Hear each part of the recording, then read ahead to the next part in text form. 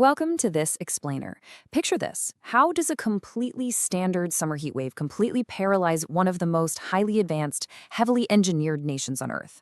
Right now, major international events are just abruptly shutting down, public infrastructure is buckling, and hospitals are seeing these massive, unprecedented surges. And the crazy part, it's not a hurricane, it's not a winter freeze. It's this deeply paradoxical mystery, an invisible climate disaster that's unfolding right now across Germany.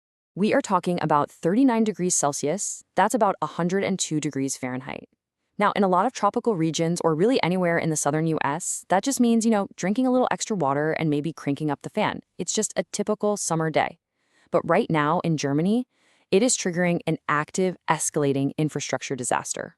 People are literally finding themselves trapped inside suffocating homes, and the extreme weather is taking a sudden, very violent turn. Okay, let's dive into this core mystery. How does a temperature that half the globe considers perfectly normal manage to completely paralyze a modern superpower? Why are people trapped? And why is public life being thrown into absolute chaos?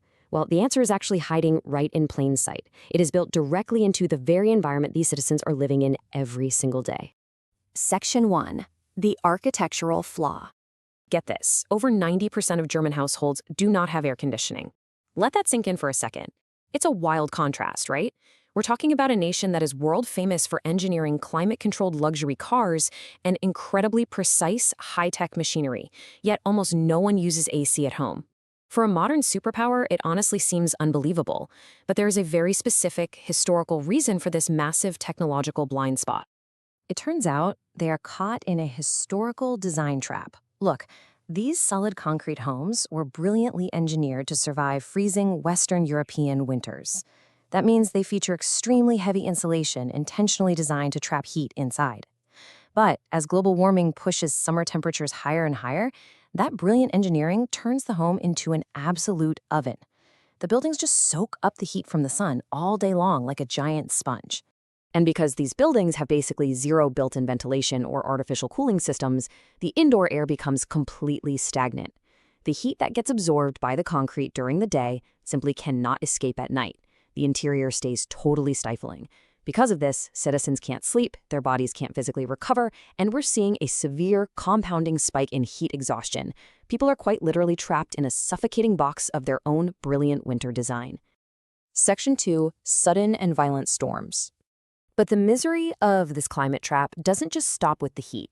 The German Weather Service, known as the DWD, has recently had to issue severe nationwide alerts for a completely secondary threat: extreme thunderstorms. You see, the physics of extreme heat in these historically temperate zones creates a radically different, far more dangerous meteorological reality. Let's move to and see how this builds. When you combine that massive buildup of intense heat with a sudden surge in tropical humidity, in a region that was absolutely not built to handle either, the atmosphere becomes incredibly volatile. It's a chain reaction. The result? Major cities like Berlin and the surrounding eastern regions are suddenly being battered by violent storms and lightning strikes that just materialize out of thin air right after the peak heat hours of the day. And this sudden weather volatility is throwing public life into total chaos. For example, at the high-profile Berlin Open tennis tournament, severe weather forced abrupt, massive safety evacuations. We're talking fans and world-class players packed into a stadium having to run for cover.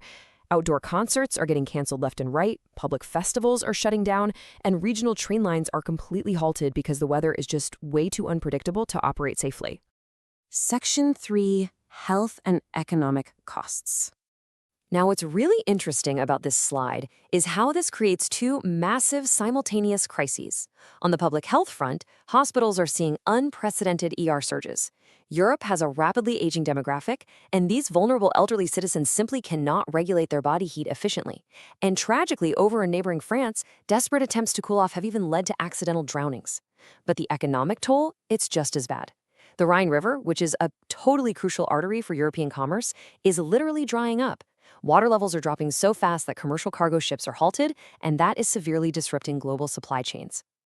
So, faced with this dual threat, local municipalities are absolutely scrambling. They are desperately setting up designated cool zones in public areas for people whose homes have become just too hot to survive in. They're rolling out mobile hydration stations in city squares and issuing super strict warnings against any kind of outdoor physical labor. Basically, they are actively trying to retrofit extreme heat protocols into a society that historically never ever needed them. Section 4, Europe's wake-up call. All of the data and events on the ground bring us to a pretty stark conclusion. As experts are pointing out, Europe will have no choice but to completely overhaul its infrastructure and make air conditioning a mandatory part of life. What is happening right now in Germany is a harsh, immediate reality check. That brilliant winter insulation of the past has become the deadly heat trap of the present. This disaster demands a radical, immediate adaptation of historical building standards if these nations want to keep their people safe. So what does this all mean for the future? Can a continent steeped in such deep architectural history pivot fast enough to literally rebuild the way it lives before the heat turns up even further? It is a massive, incredibly urgent question for global adaptation. And it's absolutely something the whole world